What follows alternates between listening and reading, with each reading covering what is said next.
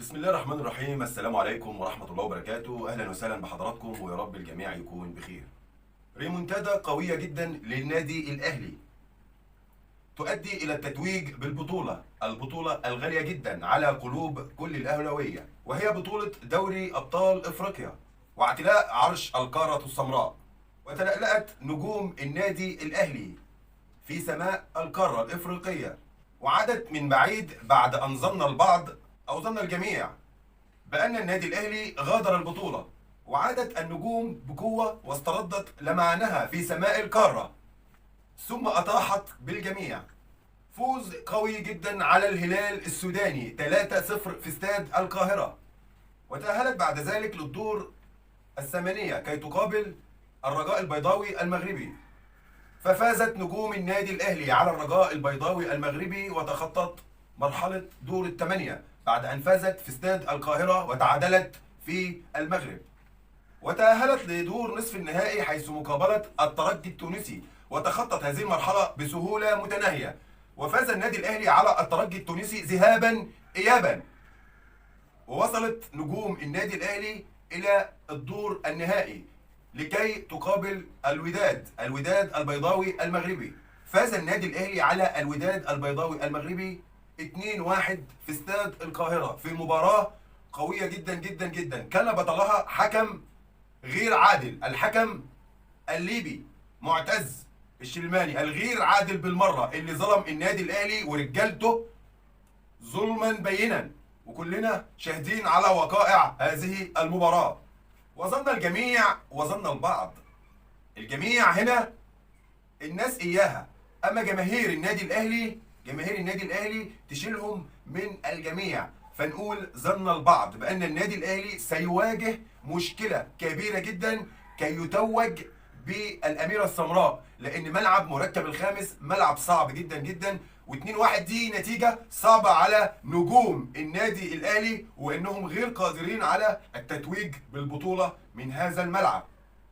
ولكن تتلألأ نجوم النادي الأهلي مرة أخرى في سماء كازابلانكا، وجاءت بالكأس الغالية بعد أن تعادلت مع نادي الوداد البيضاوي المغربي في مباراة كان بطلها حكم اللقاء، حكم غير عادل. أجواء صعبة جدا جدا جدا، الملعب اتطفى، الملعب اتقفل من الدخان، أجواء صعبة على كل لاعب.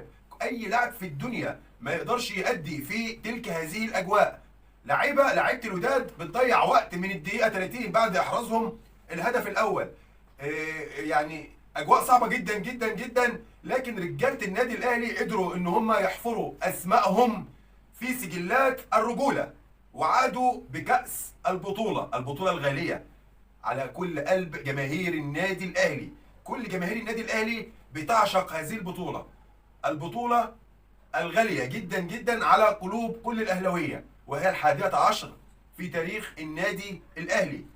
وفي آخر 4 سنوات النادي الأهلي يحصد البطولة 3 مرات، والرابعة كانت هتبقى من حق النادي الأهلي لولا تدخل المسؤولين في مصر، مسؤولين اتحاد الكرة اللي خبوا الخطاب. وطبعا مش هنحكي الحكاية إياها، كلنا عارفينها. وليد العطار لما خبى الخطاب اللي بيقول إن النادي الأهلي يستضيف البطولة. النادي الاهلي حاز على البطوله 2020 من نادي الزمالك القاضيه ممكن. بعد ذلك توج بالبطوله من ملعب مركب الخامس عندما قابل قيصر تشيفز وفاز عليه بثلاثيه نظيفه.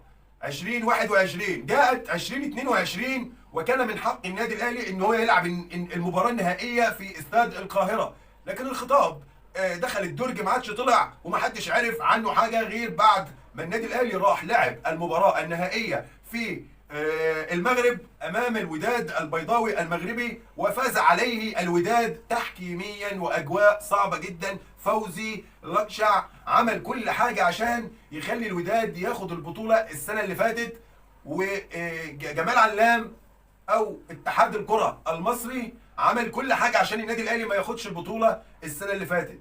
لكن ربنا سبحانه وتعالى عوض النادي الاهلي السنه دي، واراد رجاله النادي الاهلي واراد ربنا طبعا انه يجازي الناس دي والرجاله اللي تعبت دي وضاع حقها السنه اللي فاتت، انه يجازيها ويديها الكاس من قلب الملعب اللي خده منه الموسم اللي ماضي. يعني الملعب ده الوداد خد عليه كاس افريقيا التي لا يستحقها، لان لعبنا مباراه واحده وكانت اجواء صعبه جدا جدا جدا، والتحكيم طبعا زي ما انتم عارفين حدث ولا حرج. التحكيم الافريقي في مأزق، لازم نشوف حل للموضوع ده، لازم نشوف حل للموضوع ده. التحكيم في افريقيا بعافيه شويه.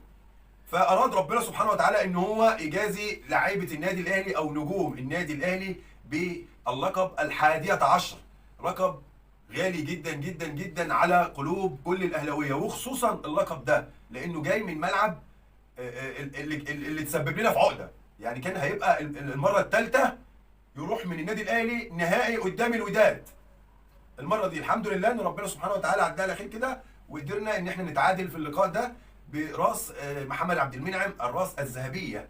راس ذهبيه غاليه جدا جدا على قلوب كل الاهلاويه. احلى هدف في تاريخ محمد عبد المنعم من دلوقتي وانا بقول لكم اهو، اغلى هدف في تاريخ محمد عبد المنعم لحد ما يبطل كوره هو هدف النادي الاهلي في مرمى الوداد البيضاوي المغربي، والهدف اللي توج بيه النادي الاهلي كاس البطوله. الهدف ده يساوي 2 مليون دولار، باعتبار ان احنا لو قلنا ان المركز الثاني بياخد 2 مليون دولار والمركز الاول صاحب اللقب بياخد 4 مليون دولار، يبقى الهدف ده ب 2 مليون دولار. غير ان النادي الاهلي لما يروح في كاس العالم للانديه لو طلع المركز السادس بياخد مليون دولار، الخامس مليون ونص دولار، الرابع 2 مليون دولار، الثالث 3 مليون دولار، الثاني بياخد 4 مليون دولار. ويا رب ان شاء الله النادي الاهلي يوصل النهائي، وحتى احنا قابلين ان احنا نلعب المباراه النهائيه، حتى لو هناخد المركز الثاني مفيش عندنا اي مشكله، بس نبقى اتقدمنا خطوه للامام.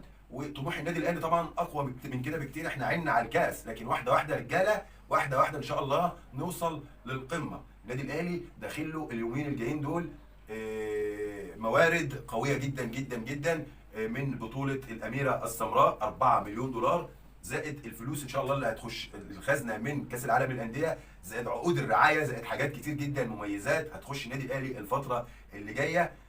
ان شاء الله باذن الله النادي الاهلي من نجاح لنجاح. النادي الاهلي يا جماعه ما عادش كبير افريقيا بس، لا، النادي الاهلي بقى كبير على افريقيا. النادي الاهلي مكانه اوروبا.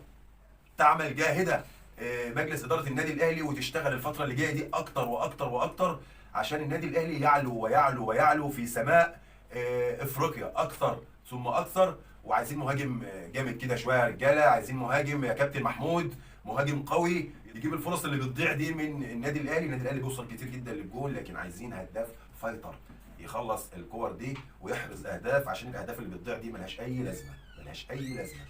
في نهايه الفيديو بحب اشكر كل جماهير النادي الاهلي اللي ذهبوا وراء الفرقه وراحوا يشجعوا في ملعب مركب الخامس، وفضلوا مع النادي الاهلي حتى وهم جايين في المطار.